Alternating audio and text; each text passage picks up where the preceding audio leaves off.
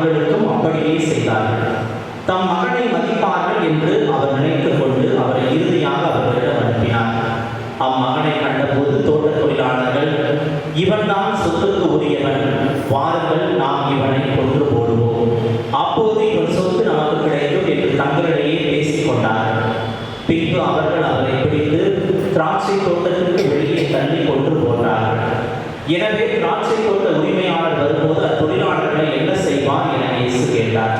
அவர்கள் அவரிடம், அத்தீயோரை ஈவிரக்கமின்றி ஒழித்து விடுவார், உரிய காலத்தில் தமக்கு சேர வேண்டிய பங்கை கொடுக்க முன்வரும் வேறு தோட்ட தொழிலாளர்களுக்கு அத்திராட்சை தோட்டத்தை குத்தகை போடுவார் என்றார்கள். இயேசு அவர்களிடம், கட்டுவோர் புறக்கணித்த கல்லே கட்டடத்திற்கு மூலக்கல்லாயிற்று. ஆண்டவரால் இது நிகழ்ந்துள்ளது, நம் கண்களுக்கு இது வியப்பாயிற்று என்று நீங்கள் மறைநூலில் வாசித்தது இல்லையா? எனவே உங்களிடமிருந்து இறையாட்சி அகற்றப்படும்.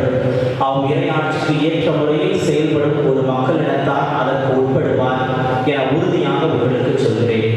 தலைமை குருக்களும் பரிசேயரும் அவருடைய உண்மைகளை கேட்ட